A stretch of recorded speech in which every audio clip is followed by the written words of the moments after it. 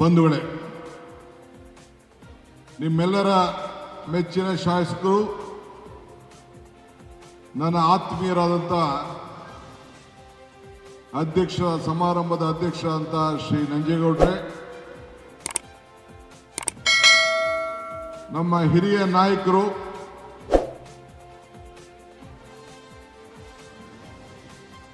ರಾಜ್ಯದ ನೀರಾವರಿ ಸಚಿವರಾದಂಥ ರಾಮಲಿಂಗಾರೆಡ್ಡಿ ಅವರೇ, ನಿಮ್ಮೆಲ್ಲರ ಸುಮಾರು 7 ಬಾರಿ ಸತತವಾಗಿ ನಿಮ್ಮನ್ನು ಪ್ರತಿನಿಧಿಸಿ ನೀವು ಈ ರಾಜ್ಯದ ಸೇವೆಯನ್ನು ಮಾಡ್ತಿರ್ತಕ್ಕಂಥ KH ಮುನಿಯಪ್ಪನವರೇ, ನಮ್ಮ ರಾಜ್ಯದ ಹಿರಿಯ ನಾಯಕರಾದಂಥ ಸತೀಶ್ ಜಾರಕಿಹೊಳಿ ಅವರೇ, UT ಖಾದರ್ ಅವರೇ, ಯತೀಂದ್ರ ಸಿದ್ದರಾಮಯ್ಯನವರೇ ನೂತನವಾಗಿ ಸಚಿವರಾಗಿ ಆಯ್ಕೆಯಾಗಿದ್ದಾರೆ. ನಮ್ಮ ಗ್ರಾಮೀಣ ಪ್ರದೇಶದ ಅಭಿವೃದ್ಧಿಗೆ ದೊಡ್ಡ ಒತ್ತನ್ನು ಕೊಡ್ತಾ ಇದ್ದಾರೆ ನಮ್ಮ ಈಶ್ವರ್ ಖಂಡ್ರೆರವರು. ನಮ್ಮ ಮಾಜಿ ಮಂತ್ರಿಗಳಾದಂಥ ಆತ್ಮೀಯರಾದಂಥ ಸುಧಾಕರ್ ಅವರೇ, ಮಂಜು ಕೊತ್ತೂರ್ ಅವರೇ, ನಾರಾಯಣಸ್ವಾಮಿ ಬಂಗಾರಪೇಟೆ ಅವರೇ, ರೂಪಾ ಶಶಿಧರ್ ಅವರೇ, ಸುದರ್ಶನ್ ಅವರೇ, ಅನಿಲ್ ಕುಮಾರ್ ಅವರೇ, ನನ್ನ ಹಳೆಯ ಶಾಸಕರು ಮಿತ್ರರವರು ವೆಂಕಟೇಶ್ವರರೆಡ್ಡಿ ಅವರೇ, ಸಮೃದ್ಧಿ ನಾಗರಾಜ್ ಅವರೇ, DT ಶ್ರೀನಿವಾಸ್ ಅವರೇ, ನಮ್ಮ ಹಿರಿಯ ಮುಖಂಡರಾದಂಥ ನಜೀರ್ ಅಹಮದ್ ಅವರೇ, ಮೂರ್ತಿಯವರು, ಮಂಜುನಾಥ್ ಅವರು, ಇನ್ನು ಬಹಳ ಜನ, ಆದಿನಾರಾಯಣ್, ನಮ್ಮ ಜಿಲ್ಲಾ ಕಾಂಗ್ರೆಸ್ಸಿನ ಅಧ್ಯಕ್ಷ ಅಂತ ಲಕ್ಷ್ಮೀನಾರಾಯಣರವರು, ಬ್ಲಾಕ್ ಕಾಂಗ್ರೆಸ್ಸಿನ ಅಧ್ಯಕ್ಷಗಳು, ಗ್ಯಾರಂಟಿ ಸಮಿತಿ ಅಧ್ಯಕ್ಷ ಅಂತ ಶಿವಕುಮಾರ್ ಅವರು, ಮಧುಗಂಗಾರ್ ಅವರು, ರಾಮ್ ಪ್ರಸಾದ್ ಅವರು ಇಬ್ಬರು ಕೂಡ ನಮ್ಮ ಅಧ್ಯಕ್ಷರಾಗಿದ್ದಾರೆ. ಮುಖ್ಯವಾಗಿ ನಮ್ಮ ಜಿಲ್ಲೆಯ ಎಲ್ಲ ನಾಯಕರುಗಳಿದ್ದೀರಿ, ಅಧಿಕಾರಿ ಮಿತ್ರರಿದ್ದೀರಿ, ಮಾಧ್ಯಮ ಸ್ನೇಹಿತರಿದ್ದೀರಿ. ತಾವೆಲ್ಲ ಇಷ್ಟು ದೊಡ್ಡ ಸಂಖ್ಯೆಯಲ್ಲಿ ಸೇರಿದ್ದೀರಿ. ಇದೊಂದು ಐತಿಹಾಸಿಕವಾದಂಥ ಕಾರ್ಯಕ್ರಮ. ಇವತ್ತು ನಾವೆಲ್ಲ ಕೋಲಾರ ಜಿಲ್ಲೆಯ, ನಾನು ಈ ಕಾರ್ಯಕ್ರಮವನ್ನು ಬಹಳ ಹಿಂದೆನೇ ಕೊಟ್ಟಿದ್ದೆ. ಸಂಪುಟದ ವಿಸ್ತರಣೆಯ ಮಧ್ಯದಲ್ಲಿ ದಿನಾಂಕವನ್ನು ಕೊಟ್ಟು ಸುಮಾರು 8 ದಿನ ಈ ಶಾಮಿಯಾನ ಎಲ್ಲ ಕೂಡ ಕಾದಿ ಕುಟ್ಕೊಂಡಿತ್ತು ಅಂತ ಹೇಳಿ ಶಾಸಕರು ನನ್ನ ಮೇಲೆ ಒತ್ತಡವನ್ನು ಹೇರಿದ್ರು. ಆದರೂ ಕೂಡ ತಾಲೂಕು ಮಟ್ಟದಲ್ಲಿ ಈಗಾಗಲೇ ವಿಭಾಗ ಮಟ್ಟದಲ್ಲಿ ಹೋಗಿ ನಾನು ಬರಗಾಲದ ವೀಕ್ಷಣೆ ಮಾಡಿ ಅಲ್ಲಿ ಕಾರ್ಯಕ್ರಮವನ್ನು ನಡೆಸ್ಕೊಂಡು ಬಂದೆ. ಆದರೆ ತಾಲೂಕು ಮಟ್ಟದಲ್ಲಿ ಇದೊಂದು ಪ್ರಥಮವಾಗಿ ದೇವಮೂಲೆಯಲ್ಲಿ ಈ ಒಂದು ಐತಿಹಾಸಿಕವಾದಂಥ ಕಾರ್ಯಕ್ರಮವನ್ನು ನೀವೆಲ್ಲ ಸೇರಿ ಮಾಡಿದ್ದೀರಿ. ನಂಜೇಗೌಡರ ಮುಖಂಡತ್ವದಲ್ಲಿ ಏನು ಈ ಕಾರ್ಯಕ್ರಮ ನಡೆದಿದೆ, ನಿಮ್ಮೆಲ್ಲರೂ ಕೂಡ ನನ್ನ ಕೋಟಿ ನಮಸ್ಕಾರಗಳನ್ನ ಅರ್ಪಿಸಲಿಕ್ಕೆ ನಾನು ಬಯಸ್ತಾ ಇದ್ದೇನೆ. ಈ ಜಿಲ್ಲೆ ನಿಮಗೊಂದು ಚಿನ್ನದ ನಾಡು ಅಂತೇಳಿ ಹೆಸರು ಬಂದಿದೆ. ದೇಶದ ಹೆಮ್ಮೆಯ ಪುತ್ರ ಸರ್ ಎಂ ವಿಶ್ವೇಶ್ವರಯ್ಯನವರು ಜನ್ಮ ಕೊಟ್ಟಂತ ಭೂಮಿ. ನಮ್ಮ ಸಾಹಿತ್ಯ ಕ್ಷೇತ್ರಕ್ಕೆ ಇವತ್ತು DVG ಅವರು ಹುಟ್ಟಿದಂಥ ನಾಡಿದು. ಕರ್ನಾಟಕದ ಮೊದಲ ಮುಖ್ಯಮಂತ್ರಿ KC ರೆಡ್ಡಿ ಅವರನ್ನ ನೀಡಿದಂಥ ಒಂದು ಪವಿತ್ರವಾದಂಥ ಜಿಲ್ಲೆ. ಇಂತಹ ಕೋಲೂರಿನ ಮಾರುವಂಥ ಜನರಿಗೆ ನಾನು ಬಂದು ನಿಮ್ಮನ್ನೆಲ್ಲ ಉದ್ದೇಶಿಸಿ ಮಾತಾಡ್ತಾ ಇರೋದೇ ಒಂದು ನನ್ನ ಭಾಗ್ಯ. ಅಧಿಕಾರ ಶಕ್ತಿಯ ಒಂದು ಸಂಕೇತವಲ್ಲ, ಅದು ಜವಾಬ್ದಾರಿಯ ಸಂಕೇತ ಅಂಥೇಳಿ ನಾನು ಅರಿದಿದ್ದೇನೆ. ಇವತ್ತು ಈ ರಾಜ್ಯದಲ್ಲಿ ನಿಮ್ಮೆಲ್ಲರ ಆಶೀರ್ವಾದದಿಂದ ನನಗೆ ಮತ್ತು ನಮ್ಮ ನಾಯಕರಾದಂಥ ಸಿದ್ದರಾಮಯ್ಯನವರಿಗೆ ಈ ರಾಜ್ಯವನ್ನು ಮುಂದೂಡಲು ತಾವೆಲ್ಲ ಅವಕಾಶವನ್ನು ಮಾಡಿಕೊಟ್ಟಿದ್ದೀರಿ. ಅಧಿಕಾರ ಇದು ನಾನು ಸಿಂಹಾಸನ ಅಂತ ಹೇಳಿ ಯಾವತ್ತೂ ಕೂಡ ನಾನು ಅನ್ಕೊಂಡಿಲ್ಲ. ಇದು ಜನರ ಸೇವೆಗೆ ಸಿಕ್ಕಿರಂತ ಒಂದು ದೊಡ್ಡ ಅವಕಾಶ. ಮೂರ್ತಿಗೆ ಬೆಲೆ ಕಟ್ಟಬಹುದು, ಆದರೆ ದೇವರಿಗೆ ಬೆಲೆ ಕಟ್ಟಲಿಕ್ಕೆ ಸಾಧ್ಯ ಇಲ್ಲ. ಇವತ್ತು ಪ್ರಜಾಪ್ರಭುತ್ವದ ವ್ಯವಸ್ಥೆಯಲ್ಲಿ ಜನರೇ ದೇವರು. ನಮಗೆ ನಿಮ್ಮನ್ನ ದೇವರ ಮನೋಭಾವದಿಂದ ಯಾವ ಕೆಟ್ಟ ಮನಸ್ಸಿಲ್ಲದೆ ನಮಗೆ ಆಶೀರ್ವಾದ ಮಾಡಿ ನಿಮ್ಮ ಸೇವೆಯನ್ನು ಮಾಡಲಿಕ್ಕೆ ಒಂದು ಅವಕಾಶವನ್ನು ಮಾಡಿಕೊಟ್ಟಿದ್ದೀವಿ. ಇವತ್ತು ನನಗೆ ಈ ಒಂದು ಪವಿತ್ರವಾದಂತಹ ಕಾರ್ಯಕ್ರಮ ನೋಡಿದ್ರೆ ನಂಜೇಗೌಡರ ಸಂಘಟನೆಯ ಶಕ್ತಿ, ನಿಮ್ಮೆಲ್ಲರ ಆಶೀರ್ವಾದ ಇವೆಲ್ಲ ನೋಡಿದ್ರೆ ನನಗೆ ನಾನು ಅನೇಕ ಸಂದರ್ಭದಲ್ಲಿ ಹೇಳಿದಂಥ ಮಾತು ನನಗೆ ನೆನಪು ಬರ್ತದೆ. ಸಾಧನೆ ಇಲ್ಲದೆ ಸತ್ತರೆ ಸಾವಿಗೆ ಅವಮಾನ, ಆದರ್ಶ ಇಲ್ಲದೆ ಬದುಕಿದರೆ ಬದುಕಿಗೆ ಅವಮಾನ. ಆದರೆ ನಂಜೇಗೌಡರು ಸಾಧನೆ ಮತ್ತು ಆದರ್ಶ ಎರಡವನ್ನು ಕೂಡ ತೋರಿಸಿ ಒಂದು ಇತಿಹಾಸವನ್ನ ಸೃಷ್ಟಿ ಮಾಡಿದಂತ ಅತಿ ಹೆಚ್ಚು ನನ್ನ ಮೆಚ್ಚಿನ ಶಾಸಕರು. ಇಡೀ ರಾಜ್ಯಕ್ಕೆ ನಂಜೇಗೌಡರು ಒಂದು ಆದರ್ಶ ಶಾಸಕರು ಅಂತ ಹೇಳಲಿಕ್ಕೆ ನನಗೆ ಬಹಳ ಸಂತೋಷ ಆಗ್ತದೆ. ನೀವೆಲ್ಲರೂ ಕೂಡ ಇಂಥ ಆದರ್ಶ ಸಾಧನೆಯ ಶಾಸಕರನ್ನ ಪಡೆದು 3,200 ಕೋಟಿ ರೂಪಾಯಿ ನಿಮ್ಮ ಕ್ಷೇತ್ರಕ್ಕೆ ತಂದು ನೀವು ಅಭಿವೃದ್ಧಿಯನ್ನ ಮಾಡಿಸಿ ನನ್ನ ಕೈಯಲ್ಲಿ ಉದ್ಘಾಟನೆ ಮಾಡ್ತಾ ಇದ್ದೀರಲ್ಲ, ನೀವೆಲ್ಲರೂ ಕೂಡ ಭಾಗ್ಯವಂತರು, ಪುಣ್ಯವಂತರು ಅಂತ ಹೇಳಿ ನನಗೆ ಹೇಳಿಕೊಳ್ಳಿಕ್ಕೆ ಬಹಳ ಹೆಮ್ಮೆ ಆಗ್ತದೆ. ಹಿಂದೆ ಕೊರೋನಾ ಸಂದರ್ಭದಲ್ಲಿ ನಾನು ನಮ್ಮ ಹಿರಿಯ ನಾಯಕರಾದಂಥ KH ಮುನಿಯಪ್ಪನವರು ಈ ಕ್ಷೇತ್ರಕ್ಕೆ ಸಿದ್ದರಾಮಯ್ಯನವರ ಜೊತೆಯಲ್ಲಿ ಬಂದು ನಿಮ್ಮ ತಾಲೂಕಿನಲ್ಲಿ ಬೆಳೆದಂಥ ತರಕಾರಿ, ಹೂವು, ಹಣ್ಣು ಇವೆಲ್ಲ ಕೂಡ ಕಡಿಮೆ ಬೆಲೆಗೆ ತೆಗೆದುಕೊಂಡೋಗಿ ಈ ಬೆಲೆಯನ್ನ ಅಂತರಕ್ಕೆ ಇಡಬೇಕು ಅಂತ ಹೇಳಿ ಬೆಲೆ ಎಲ್ಲ ಕುಸಿದೋಗಿತ್ತು. ನೀವು ಬೆಳೆದಂಥ ತರಕಾರಿ ತೆಗೆದುಕೊಳ್ಳೋರಿಲ್ಲ. ಆದರೆ ಆ ಕೊರೋನಾ ಸಂದರ್ಭದಲ್ಲಿ ಇಡೀ ರಾಜ್ಯಕ್ಕೆ ಒಂದು ದೊಡ್ಡ ಹೆಸರನ್ನ ಕೊಟ್ಟಂತ ಒಂದು ಐತಿಹಾಸಿಕವಾದಂಥ ಈ ಮಾಲೂರು ತಾಲೂಕನ್ನ ನಾನು ಮರೆಯಲಿಕ್ಕೆ ಸಾಧ್ಯ ಇಲ್ಲ.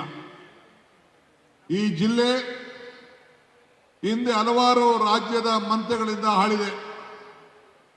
ಗಂಗಾ, ಕದಂಬ, ಚೋಳರು, ಪಲ್ಲರು, ಚಾಲುಕ್ಯರು ಎಲ್ಲ ಕೂಡ ಆಳಿದ್ದಾರೆ. ಆದರೆ ಈ ಜಿಲ್ಲೆಯ ರೈತರಿದಾರಲ್ಲ, ಕೋಲಾರ ಹಾಗೂ ಚಿಕ್ಕಬಳ್ಳಾಪುರದ ರೈತರು ನಿಮ್ಮನ್ನ ಯಾವತ್ತೂ ಕೂಡ ಇಡೀ ರಾಜ್ಯದ ಜನತೆ ನೆನೆಸ್ಕೊಳ್ಬೇಕು. ನಿಮ್ಮ ಭೂಮಿಯಲ್ಲಿ ನೀರಿನ ಮಟ್ಟ ಈಗೇನೋ KC ವ್ಯಾಲಿ, ಬೇರೆ ಬೇರೆ 2-3 ವ್ಯಾಲಿ ಮಾಡಿ ನೀರಿನ ಅಂತರ್ಜಲವನ್ನು ಹೆಚ್ಚಲಿಕ್ಕೆ ಪ್ರಯತ್ನ ಮಾಡ್ತಾ ಇದ್ದೇವೆ. ಆದರೆ ಕಷ್ಟ ಕಾಲದಲ್ಲಿ 2,000 ಅಡಿವರೆಗೂ ಕೂಡ ಭೂಮಿಯಲ್ಲಿ ನೀರು ಇಲ್ಲದೆ ಹೋದಾಗ ಇಡೀ ನಮ್ಮ ಬೆಂಗಳೂರು ನಗರಕ್ಕೆ ಹಾಲು, ರೇಷ್ಮೆ, ತರಕಾರಿ, ಹಣ್ಣು, ಹೂವು ಇದನ್ನೆಲ್ಲ ಕೊಟ್ಟು ಬೆಳೆದು ಅನೇಕ ರೈತರು ಇಡೀ ರಾಜ್ಯದಲ್ಲಿ ಸಾವಿರಾರು ರೈತರು ಸತ್ರು ಕೂಡ ನಿಮ್ಮ ಕೋಲಾರ ಜನತೆಯ ರೈತರಿದಾರಲ್ಲ, ಸ್ವಾಭಿಮಾನಿಗಳು ಒಬ್ರು ಕೂಡ ಆತ್ಮಹತ್ಯೆಯನ್ನ ಮಾಡಿಕೊಳ್ಳಿಲ್ಲ. ಅದಕ್ಕೆ ನಿಮ್ಮೆಲ್ಲರೂ ಕೂಡ ನನ್ನ ಸಾಕ್ಷಾಂಗ ನಮಸ್ಕಾರಗಳನ್ನು ಹೇಳಲಿಕ್ಕೆ ಬಯಸ್ತಾ ಇದ್ದೀನಿ.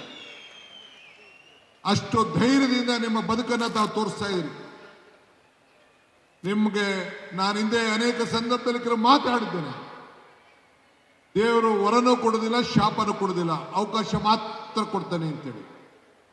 ಕೊಟ್ಟಂತ ಅವಕಾಶದಲ್ಲಿ ನಿಮ್ಮ ಬದುಕನ್ನ ರೇಷ್ಮೆಯಲ್ಲಿರ್ಬೋದು, ಹಾಲಿರ್ಬೋದು, ತರಕಾರಿಯಲ್ಲಿರ್ಬೋದು ರೈತರು ಬದುಕಿ ಇವತ್ತು ಅನೇಕ ಇಂಡಸ್ಟ್ರಿಯಲ್ಗಳು ಬಂದಿರ್ಬೋದು. ಆದರೆ ನಿಮ್ಮ ಬದುಕು ಇದೆಯಲ್ಲ, ಇದು ಬಹಳ ಪ್ರಮುಖವಾದಂಥದ್ದು. ಇದಕ್ಕೆ ನಿಮಗೆ ಒಂದು ಇತಿಹಾಸವನ್ನ ಇದೆ. ನಮ್ಮ ನಂಜೇಗೌಡರು ನಿಮಗೆಲ್ಲ ಮಾತು ಕೊಟ್ಟಿದ್ದಾರೆ. ಸಾಧನೆಯ ಸಂಭ್ರಮ ಅಂತ ಹೇಳಿ ಈ ಕಾರ್ಯಕ್ರಮವನ್ನು ರೂಪಿಸಿದ್ದಾರೆ. ಮಾತು ಕೊಡೋದು ಮುಖ್ಯ ಅಲ್ಲ, ಆ ಮಾತನ್ನ ಉಳಿಸ್ಕೊಳ್ಳೋದು ಬಹಳ ಮುಖ್ಯ. ಉಳಿಪೆಟ್ಟು ಬಿಡದೆ ನನಗೆ ಯಾವುದೋ ಶಿಲೆ ಕೊಟ್ಟರು ಅವರು, ತಿರುಪತಿ ತಿಮ್ಮಪ್ಪ ವೆಂಕಟೇಶ್ವರ ಶಿಲೆ ಕೊಟ್ಟರು, ಬೇರೆಯವ್ರಿಗೂ ಎಲ್ಲ ಕೂಡ ಶಿಲೆಗಳನ್ನ ಕೊಟ್ಟರು. ಉಳಿಪೆಟ್ಟು ಬಿಡದೆ ಯಾವ ಶಿಲೆ ಕೂಡ, ಕಲ್ಲು ಕೂಡ ಶಿಲೆ ಆಗಲಿಕ್ಕೆ ಸಾಧ್ಯ ಇಲ್ಲ. ಜೀವನದಲ್ಲಿ ಹೋರಾಟ ಇಲ್ಲದೆ ಯಾವ ಪ್ರಗತಿ ಕೂಡ ಸಾಧ್ಯ ಇಲ್ಲ. ದೇವರು ನಮಗೆ ಕೊಟ್ಟಿರೋದು ಎರಡು ಆಯ್ಕೆ, ಒಂದು ಕೊಟ್ಟೋಗೋದು, ಒಂದು ಬಿಟ್ಟು ಹೋಗೋದು.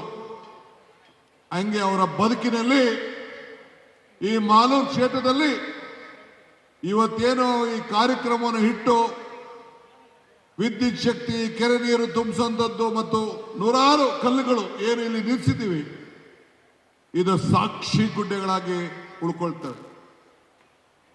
ಕೆಲವರು ಟೀಕೆಗಳನ್ನು ಮಾಡ್ತಾರೆ, ವಿರೋಧ ಪಾರ್ಟಿಯವರು ಟೀಕೆಗಳನ್ನು ಮಾಡಲಿ, ಅವ್ರು ಟೀಕೆ ಮಾಡೋದು ನಮ್ಗೆ ಬಹಳ ಮುಖ್ಯ. ನಮ್ಮಲ್ಲೇನೋ ತಪ್ಪು ಕಂಡಿಡಿದ್ರು ಚಿಂತೆ ಇಲ್ಲ, ತಿದ್ದುಕೊಳ್ಳಿಕ್ಕೆ ನಾವು ಸಿದ್ಧವಾಗಿದ್ದೇವೆ. ಆದರೆ ವಿರೋಧ ಪಕ್ಷವರು ಕಳೆದ 3 ವರ್ಷದಿಂದ ಮಾಡಿದ ಟೀಕೆಗಳೆಲ್ಲ ಸತ್ತೋಗಿದೆ. ನಮ್ಮ ಕೆಲಸಗಳು ಉಳ್ಕೊಂಡು ಇವತ್ತು ಈ ಕಲ್ಲುಗಳು ಸಾಕ್ಷಿಯಾಗಿ ಇವತ್ತು ಉಳ್ಕೊಂಡಿದೆ. ವ್ಯಕ್ತಿ ಮನೆಯಲ್ಲಿ ಜನಿಸ್ತಾನೆ, ಹುಟ್ಟು ನಾವೆಲ್ಲ ಮನೆಯಲ್ಲಿ ಜನಿಸ್ತೇವೆ, ಆದರೆ ವ್ಯಕ್ತಿತ್ವ ಮಾತ್ರ ಬಹಳ ಪ್ರಮುಖವಾದ್ದು. ಸೊ ಹಂಗೆ ಬಾಬಾ ಸಾಹೇಬ್ ಅಂಬೇಡ್ಕರ್ ಹೇಳ್ತಾರೆ, ಇತಿಹಾಸ ಮರ್ತವನು ಇತಿಹಾಸವನ್ನು ಸೃಷ್ಟಿ ಮಾಡಲಿಕ್ಕೆ ಸಾಧ್ಯ ಇಲ್ಲ ಅಂತೇಳಿ. ಹಂಗೆ ಈ ಕಾರ್ಯಕ್ರಮ ನಂಜೇಗೌಡರು ಮತ್ತು ನಿಮ್ಮೆಲ್ಲರ ಕಾರ್ಯಕ್ರಮ, ಇದು ನಾನು ನಂಜೇಗೌಡರೊಬ್ಬರಿಗೆ ನಾನು ಅಭಿನಂದಿಸುವುದಿಲ್ಲ. ಈ ಮಾಲೂರು ತಾಲೂಕಿನ ಪ್ರತಿಯೊಬ್ಬರು ಕೂಡ ನಮ್ಮ ಮೇಲೆ ಏನು ನಂಬಿಕೆಯನ್ನು ಇಟ್ಕೊಂಡು ಆಶೀರ್ವಾದ ಮಾಡ್ತಾ ಇದ್ದೀರಿ, ಇದು ಬಹಳ ಮುಖ್ಯ. ನೀವೆಲ್ಲ ಕೂಡ ನೀವು ಅಭಿನಂದನೆಗೆ ಪಾತ್ರರಾಗಿದ್ದೀರಿ. ಸೋಲು ಯಾವಾಗಲೂ ಕೂಡ ಇರ್ತದೆ, ಹಿಂದೆ ಸೋಲುಗಳು ಬೇಕಾದಷ್ಟು ಆಗಿದೆ ನಮ್ಮ ಪಕ್ಷಕ್ಕೆ. ಆದರೆ ನಾವು ಸಾಧನೆಗಳನ್ನು ಕೂಡ ಆ ಸೋಲಿನ ಜೊತೆಯಲ್ಲಿ ಕೂಡ ನಾವು ಸ್ವೀಕಾರವನ್ನು ನಾವು ಮಾಡಿದ್ದೇವೆ. ಇವತ್ತು ಪ್ರತಿಯೊಬ್ಬರು ಕೂಡ ನಮ್ಮ ಬದುಕಿನಲ್ಲಿ ಎಲ್ಲರೂ ಕೂಡ ಅನೇಕ ನೋವುಗಳನ್ನು ನಾವು ನೋಡ್ಕೊಂಡು ಬಂದಿದ್ದೇವೆ. ಆದರೆ ಅದನ್ನ ನೋವುಗಳನ್ನು ತೀರಿಸುವಂತ ವಿಧಾನ, ಜನರ ನಂಬಿಕೆ, ಇವೆಲ್ಲ ಬಹಳ ಮುಖ್ಯವಾದಂತ ವಿಚಾರ. ಹೋರಾಟ ಇಲ್ಲ ಅಂದ್ರೆ ಪ್ರಗತಿ ಮಾಡಲಿಕ್ಕೆ ಸಾಧ್ಯ ಇಲ್ಲ. ಬದಲಾವಣೆಗಳು, ಇವೆಲ್ಲ ಬದಲಾವಣೆಗಳಿದೆಯಲ್ಲ, ಇವೆಲ್ಲ ಅವಕಾಶಗಳನ್ನ ಸೃಷ್ಟಿ ಮಾಡ್ತದೆ. ಒಳ್ಳೆಯದು ಉಳಿಸ್ಕೊಳ್ಬೇಕಾದ್ರೆ ಅನೇಕ ಕೆಟ್ಟವರ ಜೊತೆ ಹೋರಾಟವನ್ನು ಕೂಡ ನಾವು ಮಾಡಬೇಕಾಗ್ತದೆ. ಇವತ್ತು ತಮಗೆ ನಾನು ಕೇಳ್ಕೊಳ್ಳೋದು ಇಷ್ಟೇ, ಇವತ್ತು ರೈತರ ಕಣ್ಣೀರನ್ನ ಒರೆಸುವಂತ ಸರ್ಕಾರ, ನಾವೆಲ್ಲ ಮಂತ್ರಿಗಳು, ಶಾಸಕರು ನಿಮ್ಮ ಮುಂದೆ ನಾವು ನಿಂತಿದ್ದೇವೆ. ಕೃಷಿ ನಿಮ್ಮೆಲ್ಲರ ಸಂಸ್ಕೃತಿ, ರೈತರೇ ನಮ್ಮ ಆಸ್ತಿ. ನಾನು ಹಿಂದೆ ಎಲೆಕ್ಷನ್ ಟೈಮಲ್ಲಿ ಒಂದು ಮಾತು ಹೇಳಿದೆ. ನಮ್ಮ ಸ್ನೇಹಿತ ವೆಂಕಟೇಶ್ವರರೆಡ್ಡಿ ಮತ್ತು ಕೆಲವು ಸ್ನೇಹಿತರಿಗೆ ನೋವಾಗ್ಬೋದು. ಕಮಲ ಕೆರೆಯಲ್ಲಿದ್ದರೆ ಚಂದ, ತೆನೆ ಹೊಲದಲ್ಲಿದ್ದರೆ ಚಂದ. ಈ ದಾನ ಧರ್ಮ ಮಾಡುವ ಕೈ ಅಧಿಕಾರದಲ್ಲಿದ್ರೆ ಮಾತ್ರ ಚಂದ ಅಂತ ಹೇಳಿದೆ. ಈ ದಾನ ಧರ್ಮ ಅಧಿಕಾರಕ್ಕೆ ಬಂದದಕ್ಕೆ ಇವತ್ತು ನಾವು 5 ಗ್ಯಾರಂಟಿಗಳನ್ನು ಕೊಟ್ಟು, 5 ಗ್ಯಾರಂಟಿ ಏನು ಮಾಡ್ತು? ನಿಮ್ಮ ಬದುಕನ್ನೇ ಬದಲಾವಣೆ ಮಾಡ್ತು. 1,60,00,000 ಜನರಿಗೆ ಮನೆಯಲ್ಲಿ ಉಚಿತವಾಗಿ ಬೆಳಕನ್ನ ಹಚ್ತಾ ಇದ್ದೇವೆ. 1,26,00,000 ಯಜಮಾನಿಯರಿಗೆ ನೇರವಾಗಿ ಅವರ ಅಕೌಂಟ್ಗೆ ಹಣ ಕಳಿಸ್ಕೊಡ್ತಾ ಇದ್ದೇವೆ. ನಮ್ಮ ರಾಮಲಿಂಗಾರೆಡ್ಡಿ ಅವರ ಮುಖಂಡತ್ವದಲ್ಲಿ ಎಲ್ಲ ನನ್ನ ತಾಯಂದಿರು ಉಚಿತವಾಗಿ ಬೆಂಗಳೂರು, ಧರ್ಮಸ್ಥಳ, ಕುಕ್ಕೆ ಸುಬ್ರಹ್ಮಣ್ಯ, ಮೈಸೂರು, ಚಾಮುಂಡಿ ಎಲ್ಲ ಕೂಡ ಭೇಟಿಯನ್ನು ಕೊಡ್ತಾ ಇದ್ದೀವಿ. ಎಷ್ಟೋ ಜನ ಬೆಂಗಳೂರಿನಿಂದ ಹೊರಗಡೆಯಿಂದ ಬಂದು ನಿಮ್ಮ ಜಿಲ್ಲೆಯಲ್ಲಿರುವಂಥ ಅನೇಕ ಧಾರ್ಮಿಕ ಕ್ಷೇತ್ರಗಳಿಗೆ ಕೂಡ ಭೇಟಿ ಕೊಡ್ತಾ ಇದ್ದಾರೆ. ನಾನು ಗಣೇಶನ ಏನೋ ಶಿವಲಿಂಗ ಕ್ಷೇತ್ರ ಕೂಡ ನಿಮ್ಮ ಜಿಲ್ಲೆಯಲ್ಲಿದೆ, ಅದಕ್ಕೆಲ್ಲ ಕೂಡ ಹಿಂದೆ ನಾನು ಕೂಡ ಬಂದಿದ್ದೇನೆ. ಈ ಭಾಗದ ನಾಯಕರಾದಂಥ ಶಾಸಕರಾದಂಥ ನಂಜೇಗೌಡರು ನಿಮ್ಮ ಕೊಟ್ಟ ಮಾತನ್ನು ಉಳಿಸ್ಕೊಂಡಿದ್ದಾರೆ. ಮಾತು ಕೊಡೋದು ಮುಖ್ಯ ಅಲ್ಲ, ಆ ಮಾತನ್ನು ಉಳಿಸ್ಕೊಳ್ಳೋದು ಮುಖ್ಯ. ಅದಕ್ಕೆ ಈ ಒಂದು ಅಭಿವೃದ್ಧಿಯ ಕಾರ್ಯಕ್ರಮನೇ ಇವತ್ತು ಉದಾಹರಣೆ. ಕಾಯಕರಿಂದ ನಾಯಕತ್ವ ಸಿಗ್ತದೆ, ಜನಪರವಾಗಿದ್ದರೆ ಮಾತ್ರ ಅಧಿಕಾರ ಸಿಗ್ತದೆ. ಅಧಿಕಾರ ನಶ್ವರ, ಸಾಧನೆಗಳು ಅಜಾಮರ, ಆದರೆ ಮತದಾರರೇ ಈಶ್ವರ ಅಂತ ಹೇಳಿ ನಿಮ್ಮೆಲ್ಲರೂ ಕೂಡ ದೇವರ ಸಮಾನದಲ್ಲಿ ನಾವು ನೋಡ್ತಾ ಇದ್ದೇವೆ. ಸರ್ಕಾರದ 5 ಗ್ಯಾರಂಟಿಗಳು ಇಡೀ ದೇಶಕ್ಕೆ ಒಂದು ಮಾದರಿ. ನಮ್ಮ ಪ್ರಧಾನಮಂತ್ರಿಗಳಂತ ನರೇಂದ್ರ ಮೋದಿ ಅವರು ಮತ್ತು ಬಿಜೆಪಿ ಸ್ನೇಹಿತರುಗಳೆಲ್ಲ ನಮ್ಮ ಗ್ಯಾರಂಟಿಗಳನ್ನು ಟೀಕೆ ಮಾಡಿದ್ರು. ಇದು ಸಾಧ್ಯ ಇಲ್ಲ ಅಂತ ಹೇಳಿದ್ರು. ನೀವು ಇದನ್ನ ಉಳಿಸ್ಕೊಳ್ಳಿಕ್ಕೆ ಸಾಧ್ಯ ಇಲ್ಲ ಅಂತ ಹೇಳಿದ್ರು.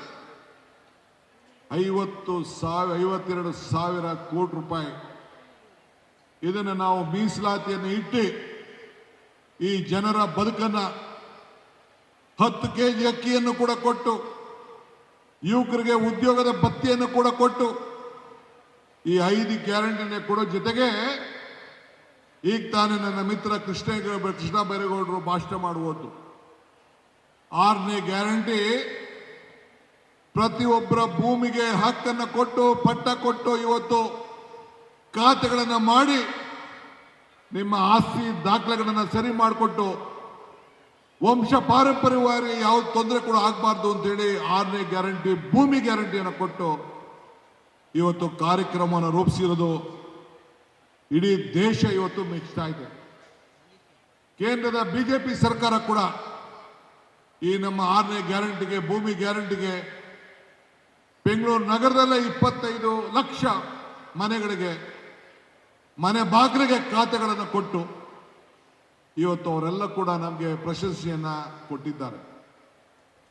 ಇವತ್ತು ನಾನು ತಮಗೆ ಹೇಳೋದಿಷ್ಟೇ, ಇವತ್ತು ನಾವೆಲ್ಲ ಅಧಿಕಾರಕ್ಕೆ ಬಂದಿದ್ದೇವೆ. ನಮ್ಮ 7ನೇ ಗ್ಯಾರಂಟಿ ನೀರಿನ ಗ್ಯಾರಂಟಿ. ಇವತ್ತು ಜನತಾದಳದ ಅಧ್ಯಕ್ಷರು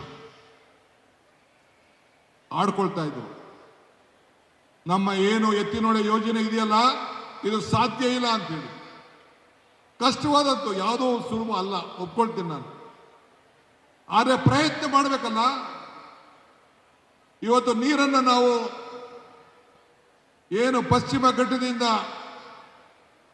ಏನು ಹಾಸನ ಜಿಲ್ಲೆಯ ಮಂಗಳೂರು ಭಾಗದಿಂದ ಇವತ್ತು ಆ ನೀರನ್ನು ತಂದು ಕೋಲಾರ, ಚಿಕ್ಕಬಳ್ಳಾಪುರಕ್ಕೆ ಕೆರೆಗಳನ್ನು ತುಂಬಿಸಬೇಕು ಅಂತೇಳಿ ಈಗಾಗಲೇ ನಾನು ತುಮಕೂರವರೆಗೂ ಕೂಡ ನೀರನ್ನು ತಗಲಿಕ್ಕೆ ಎಲ್ಲ ಪ್ರಯತ್ನವನ್ನು ಮಾಡಿದ್ದೇವೆ.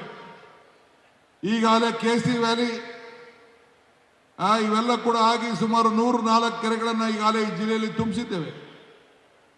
ಎತ್ತಿನ ಹೊಳೆಯಲ್ಲೂ ಕೂಡ ಈ ಕಾರ್ಯಕ್ರಮವನ್ನು 27 ಒಳಗಡೆ ಕೂಡ ಈಗಾಗಲೇ ಈ ಕಾರ್ಯಕ್ರಮವನ್ನು ಮುಗಿಸ್ಕೊಳಕ್ಕೆ ಅಂತೇಳಿ ಈಗಾಗಲೇ ಸಂಕಲ್ಪವನ್ನು ಕೂಡ ಇವತ್ತಾಗಲೇ ನಾವು ಮಾಡಿದ್ದೇವೆ. ಆದ್ರಿಂದ HN ವ್ಯಾಲಿ ಇಲ್ಲಿ 65 ಕೆರೆಗಳನ್ನು ತುಂಬುವಂತ ಕೆಲಸ ಈಗಾಗಲೇ ಮಾಡ್ತಿದ್ದೇವೆ. ಇವತ್ತು ಸಂಸ್ಕರಿಸಿದ ನೀರನ್ನ 700ಕ್ಕೂ ಹೆಚ್ಚು ಕೆರೆಗಳನ್ನು ತುಂಬಿಸುವಂತ ಕಾರ್ಯಕ್ರಮ ಕೂಡ ಇವತ್ತು ಮಾಡ್ಕೊಂಡು ಬರ್ತಾ ಇದ್ದೇವೆ. ಸಮುದ್ರಕ್ಕೆ ನೀರು ಹೋಗಬಾರ್ದು, ಅಂತರ್ಜಲ ಹೆಚ್ಚಬೇಕು, ಕೆರೆ ಸೇರ್ಬೇಕು, ರೈತರ ಜನ ಸೇರ್ಬೇಕು. ಆಗಸ್ಟ್ 15ನೇ ತಾರೀಕು ಅನೇಕ ಯೋಜನೆಗಳನ್ನ ನಮ್ಮ ಸರ್ಕಾರ ಹಾಕೊಂಡಂತ ಯೋಜನೆಗಳನ್ನ ನಾವು ಮಾಡ್ಕೊಂಡು ಬರ್ತಾ ಇದ್ದೇವೆ. ಇದು ನಂದೊಂದು ಹೊಸ ಸರ್ಕಾರ ಅಲ್ಲ. ಇದು ನಾನು ಮುಖ್ಯಮಂತ್ರಿ ಆಗಿರ್ಬೋದು, ಆದರೆ 3 ವರ್ಷಗಳ ಕಾಲ ಸಿದ್ದರಾಮಯ್ಯನ ನೇತೃತ್ವದಲ್ಲಿ ನಡೆದಂತ ಸರ್ಕಾರ ಇದು ಮುಂದುವರಿಸಿದಂತ ಇದೊಂದು ಸರ್ಕಾರ. ನಿಮ್ಮೆಲ್ಲರೂ ಕೂಡ ಭದ್ರವಾಗಿರಬೇಕು ಅಂತೇಳಿ ಈ ಕಾರ್ಯಕ್ರಮನ ರೂಪಿಸ್ಕೊಂಡು ಬಂದಿದ್ದೇವೆ. ಈಗ SIR ಕೂಡ ಬಂದಿದೆ. ಮತ ನೀವು ಕಾಪಾಡಿಕೊಳ್ಬೇಕು. ನಿಮ್ಮ ಮತವನ್ನು ಉಳಿಸ್ಕೊಳ್ಳಿಲ್ಲ ಅಂದ್ರೆ ನಿಮಗೆ ಅನೇಕ ಯೋಜನೆಗಳಿಗೆ ತೊಂದರೆ ಆಗ್ತಿದೆ. ಇವತ್ತು ನಿಮ್ಮ ಮತ ನಿಮ್ಮ ಹಕ್ಕು, ನಿಮ್ಮ ಹಕ್ಕನ್ನು ಉಳಿಸ್ಕೊಳ್ಬೇಕು. ಆದ್ರಿಂದ 1 ಕೋಟಿಗೂ ಹೆಚ್ಚು ಮತದಾರ ಹೆಸರಿನ ಪಟ್ಟಿಯಿಂದ ಮುಂದಕ್ಕೆ ಸದ್ಯದಲ್ಲೇ ಕರಡು ಪತ್ರವನ್ನು ಬರ್ತಾರೆ. ನಿಮ್ಮ ದಾಖಲೆಗಳು, ಜಾತಿ ಪ್ರಮಾಣ ಪತ್ರ, ನಿಮ್ಮ ರೆಸಿಡೆನ್ಷಿಯಲ್ ಸರ್ಟಿಫಿಕೇಟ್ ಇವೆಲ್ಲ ಕೂಡ ಕೊಡಲಿಕ್ಕೆ ನಾವು ಬದ್ಧರಾಗಿದ್ದೇವೆ. ಇನ್ನು ಯಾರು ಓಟ್ ಇಲ್ಲ ಅವರು ಕೂಡ ಹೊಸದಾಗಿ ಫಾರಂ 6 ಹಾಕೊಳ್ಳಿಕ್ಕೂ ಕೂಡ ಅವಕಾಶವನ್ನು ಯುವಕರು ಮಾಡಿಕೊಟ್ಟಿದ್ದೇವೆ. ಸರ್ಕಾರ ಕೂಡ ಎಲೆಕ್ಷನ್ ಕಮಿಷನ್ ಜೊತೆ ಕೈ ಜೋಡಿಸಿದೆ. ನೀವು ಇದಕ್ಕೆ ಯಾಮಾರಕ್ಕೆ ಹೋಗಬೇಡಿ. ನಿಮ್ಮ ಮತ ಹಕ್ಕಿಲ್ಲ ಅಂದ್ರೆ ಯಾವ ಯೋಜನೆಗಳು, ಪೆನ್ಷನ್ ಆಗಲಿ ಯಾವುದು ಕೂಡ ಹಕ್ಕು ಸಿಗೋದಕ್ಕೆ ಸಾಧ್ಯ ಇಲ್ಲ. ಆದ್ರಿಂದ ನೀವು ಹಾಕಿದ ಮತಕ್ಕೆ ಬೆಲೆ ಬೇಕಲ್ಲ. ಮತದಾರ ಹಕ್ಕು ಉಳಿಬೇಕಾಗಿದೆ. ಮತದಾರ ಹಕ್ಕು ಉಳಿಲಿಲ್ಲ ಅಂದ್ರೆ ಜೇಬ್ನಲ್ಲಿ ದುಡ್ಡು ಕೂಡ ಉಳಿಲಿಕ್ಕೆ ಸಾಧ್ಯ ಇಲ್ಲ. ಕೊನೆಗೆ ಈ ಸಂದರ್ಭದಲ್ಲಿ ತಾವೆಲ್ಲ ನೋಡಿದ್ದೀರಿ, ಈ ದೇಶದಲ್ಲಿ ಮತ ಕಳ್ತನನೂ ನಡೆದೋಯ್ತು, ಉಂಡಿಯಲ್ಲಿ ಕೂಡ ಕಳ್ತನ ಆಗೋಯ್ತು. ನಾವೆಲ್ಲ ರಾಮ ರಾಮ ರಾಮ ಅಂತೇಳಿ ಇಟ್ಟಿಗೆ ಕೂಡ ಎಲ್ಲ ಕಳಿಸಿದ್ರು ನಮ್ಮ ಸ್ನೇಹಿತರುಗಳು, ನಾವೆಲ್ಲ ಕೂಡ ಅನೇಕರು. ಇವತ್ತು ಆ ರಾಮ ಮಂದಿರ ಏನು ಅಯೋಧ್ಯೆಯಲ್ಲೂ ಕೂಡ ಇವತ್ತು ಉಂಡಿ ಕಳ್ತನ ಆಗ್ಬೇಕಾಯ್ತು. ಅದಕ್ಕೆ ನಾನು ಒಂದು ತೀರ್ಮಾನವನ್ನು ಮಾಡಿದ್ದೇನೆ. ಯಾವುದೇ ದೊಡ್ಡ ದೊಡ್ಡ ದೇವಸ್ಥಾನ ಇದೆ, ಆ ಎಲ್ಲ ದೇವಸ್ಥಾನಗಳಲ್ಲೂ ಕೂಡ ಕಂಪಲ್ಸರಿ ಕ್ಯಾಮ್ರಾ ಹಾಕಿ ಪೊಲೀಸ್ ಅಧಿಕಾರಿಗಳ ಪೊಲೀಸ್ ಸ್ಟೇಷನ್ಗೆ ಲಿಂಕ್ ಮಾಡಿ ಪ್ರತಿಯೊಬ್ಬರು ಯಾರು ಉಂಡಿಗೆ ಹಣ ಹಾಕ್ತಾರೆ, ಉಂಡಿ ಬಿಚ್ಚುವಾಗಿರ್ಬೋದು, ಹಣ ಹೇಳಿಸುವಾಗಿರ್ಬೋದು, ಎಲ್ಲ ಕೂಡ ಹೆಂಗೆ ವೆಹಿಕಲ್ ಮೂವ್ಮೆಂಟನ್ನು ನಾವು ಯಾವ ರೀತಿ ಗಮನಿಸ್ತೀವಿ ಹಂಗೆ ಇವತ್ತು ಆರ್ಟಿಫಿಷಿಯಲ್ ಇಂಟೆಲಿಜೆನ್ಸ್ ಬಂದಿದೆ. ಈ ತಾಂತ್ರಿಕತೆ ಬೆಳೆದಿದೆ. ನೀವು ನಂಬಿಕೆಯಿಂದ ಭಕ್ತಂಗೂ ಭಗವಂತನಿಗೂ ವ್ಯವಹಾರ ಮಾಡಂತ ಸ್ಥಳ ದೇವಾಲಯ. ಆ ದೇವಾಲಯಕ್ಕೆ ಹೋಗಿ ನಿಮ್ಮ ಪ್ರಾರ್ಥನೆ ಮಾಡಿಕೊಂಡು ನಿಮ್ಮ ಬದುಕಿನಲ್ಲಿ ನೆಮ್ಮದಿ ಸಿಗಬೇಕು ಅಂತ ಹೇಳಿ ಆ ದೇವರಿಗೆ ಆಗದಂತ ಕಾಣಿಕೆ ಯಾರು ಕೂಡ ಕದಿಬಾರದು. ಅದು ಇವತ್ತು ಬಿಜೆಪಿ ಸರ್ಕಾರದಲ್ಲಿ ನಡೆದಿದೆ. ಇದಕ್ಕೆ ಮುಂದಿನ ದಿನದಲ್ಲಿ ಒಂದು ತಕ್ಕವಾದಂಥ ಹೋರಾಟವನ್ನು ನೀವು ಮಾಡಬೇಕು, ತೀರ್ಪನ್ನು ಕೊಡಬೇಕು. ದೇವರ ಹುಂಡಿಲಿ ಹಣವನ್ನು ಕದ್ದಂತಹ ಜನರಿಗೆ ಸರಿಯಾದ ಶಿಕ್ಷೆಯನ್ನು ಕೂಡ ಕೊಡಬೇಕಾದ್ದು ನಿಮ್ಮೆಲ್ಲರ ಜವಾಬ್ದಾರಿ ಕೂಡ ಇದೆ. ಇವತ್ತು ನಾನು ಇನ್ನೊಂದು ಹೊಸ ಕಾರ್ಯಕ್ರಮವನ್ನು ರೂಪಿಸಿದ್ದೇನೆ. ಎಲ್ಲ ಯುವಕರಿಗೆ ಸಂಘಟಿತರಾಗಬೇಕು. ಸಾಂಸ್ಕೃತಿಕವಾಗಿ ಯುವಕರಿಗೆ ಕ್ರೀಡೆ, ಜಾತ್ಯತೀತ ಮನೋಭಾವ, ಪ್ರಜಾಪ್ರಭುತ್ವ ವ್ಯವಸ್ಥೆ, ನಾಯಕತ್ವ ಬೆಳೆಸ್ಕೊಳ್ಬೇಕು ಅಂತೇಳಿ ಪಂಚಾಯತಿಯಿಂದ ಪಾರ್ಲಿಮೆಂಟ್ವರೆಗೂ ನಾಯಕರುಗಳನ್ನು ತಯಾರು ಮಾಡಬೇಕು, ಹೆಣ್ಣು ಮಕ್ಕಳನ್ನು ತಯಾರು ಮಾಡಬೇಕು, ಯುವ ಪ್ರತಿಭೆಗಳು ಮನೆಯಿಂದ ಈಚೆ ಬರಬೇಕು, ಸಂಗೀತ, ನೃತ್ಯ, ಕ್ರೀಡೆಯಲ್ಲಿ ಪ್ರೋತ್ಸಾಹ ಕೊಡಬೇಕು. ಪ್ರತಿಯೊಂದು ಪಂಚಾಯತಿನೂ ಕೂಡ ಭಾರತ್ ಜೋಡೋ ಯುವಕ ಸಂಘ ಅಂತೇಳಿ ಹೊಸದಾಗಿ ಪ್ರಾರ್ಥನೆ ಮಾಡಿ ಪ್ರತಿ ಪಂಚಾಯತಿಗಳು ಕೂಡ ಯುವಕರ ಸಂಘಟನೆಗೆ 16 ವರ್ಷದಿಂದ 35-40 ವರ್ಷದ ಯುವಕರ ಸಂಘಟನೆಗೆ ವರ್ಷಕ್ಕೆ 10 ಲಕ್ಷ ರೂಪಾಯಿ ಕೊಟ್ಟು 1,000 ಕೋಟಿ ರೂಪಾಯಿಯನ್ನ ಮೀಸಲಾತಿಯನ್ನ ಮಾಡಿದ್ದೇವೆ. ಇದಲ್ಲದೆ 5 ಗ್ಯಾರಂಟಿಗಳನ್ನು ಪಂಚಾಯತಿ ಮಟ್ಟದಲ್ಲೂ ಕೂಡ ಗ್ಯಾರಂಟಿ ಸಮಿತಿಯ ಸದಸ್ಯರು ನೇಮಕ ಮಾಡಿ ಆ ಗ್ಯಾರಂಟಿಯ ಫಲಾನುಭವಿಗಳನ್ನು ಸಂಪರ್ಕವನ್ನು ಇಟ್ಕೊಂಡು ಅವರಿಗೆ ಸಂಪರ್ಕ ಸರಿಯಾದ ರೀತಿ ನ್ಯಾಯವನ್ನು ಒದಗಿಸ್ಕೊಡ್ಬೇಕು ಅಂತೇಳಿ ನಮ್ಮ ಕಾರ್ಯಕರ್ತರಿಗೆ ಆ ಗ್ಯಾರಂಟಿ ಸಮಿತಿಯ ಸದಸ್ಯರಾಗಿ ಒಂದು ಪಂಚಾಯತಿಗೆ 6 ಜನ ಗ್ಯಾರಂಟಿ, ಅದರಲ್ಲಿ 2 ಹೆಣ್ಮಕ್ಳು, ಹಿಂದುಳಿದವರು, ಅಲ್ಪಸಂಖ್ಯಾತರು ಎಲ್ಲ ಕೂಡ ಇರಬೇಕು ಅಂತೇಳಿ ಈಗಾಗಲೇ ನಾನು ತೀರ್ಮಾನವನ್ನು ಕೂಡ ನಾನು ಮಾಡಿದ್ದೇನೆ. ಹಂಗೆ ಇವತ್ತು 16 ಕಾರ್ಯಕ್ರಮವನ್ನು ಇವತ್ತು ಇಟ್ಕೊಂಡಿದ್ದೇವೆ. ಇದರ ಜೊತೆಗೆ ವಿಶೇಷವಾಗಿ ಖಾಸಗಿಯಲ್ಲಿ ಉದ್ಯೋಗವನ್ನು ಕೊಡಿಸ್ಬೇಕು ಅಂತೇಳಿ ಉದ್ಯೋಗವನ್ನು ಒಂದು ಪ್ರೈವೇಟ್ ಎಕ್ಸ್ಚೇಂಜ್, ಸರ್ಕಾರ ಭಾಗಿಯಾಗುವುದಿಲ್ಲ. ಆದರೆ ಯಾರು ಉದ್ಯಮಿ ಉದ್ಯೋಗ ಬೇಕು, ಈಗ ನಿಮ್ಮ ತಾಲೂಕಲ್ಲಿ ಯಾರಿಗಾರು ಉದ್ಯೋಗ ಬೇಕು ಅಂತ ಏನು ಅಡ್ವರ್ಟೈಸ್ಮೆಂಟ್ ಕೊಡಬೇಕಾದಿಲ್ಲ. ನೀವು ಯಾರ್ಯಾರು ಉದ್ಯೋಗ ಬಯಸ್ತೀರಿ ಅದಕ್ಕೆ ಪೋರ್ಟಲ್ಗೆ ಅರ್ಜಿ ಹಾಕುವಂಥದ್ದು, ಅದರಲ್ಲಿ ಅವನು ಆಯ್ಕೆ ಮಾಡ್ಕೊಳ್ಳುವಂಥದ್ದು.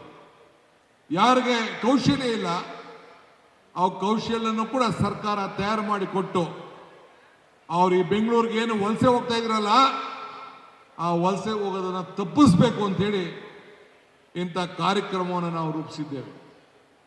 70,000 ಹುದ್ದೆಗಳನ್ನು ಭರ್ತಿ ಮಾಡಲು ಈಗಾಗಲೇ ಕಾರ್ಯಕ್ರಮವನ್ನು ರೂಪಿಸಿದ್ದೇವೆ. ಇವತ್ತು ಶಿಕ್ಷಣ, ನೀರಾವರಿ, ಕೇಂದ್ರದ ಯೋಜನೆಗಳು, ಇವತ್ತು ನಮ್ಮ ಸತೀಶ್ ಜಾರಕಿಹೊಳಿ ಅವರು ನಿಮ್ಮ ಮುಂದೆ ಬಂದು ಕೂತಿದ್ದಾರೆ. ಇಡೀ PW ಇಲಾಖೆಗೆ ಒಂದು ಕ್ರಾಂತಿಕಾರಿ ಹೆಜ್ಜೆಯನ್ನು ಇಡ್ತಾ ಇದ್ದಾರೆ. ಆರೋಗ್ಯ, ಶಿಕ್ಷಣ, ನೀರಾವರಿ ಇವಕ್ಕೆಲ್ಲ ಕೂಡ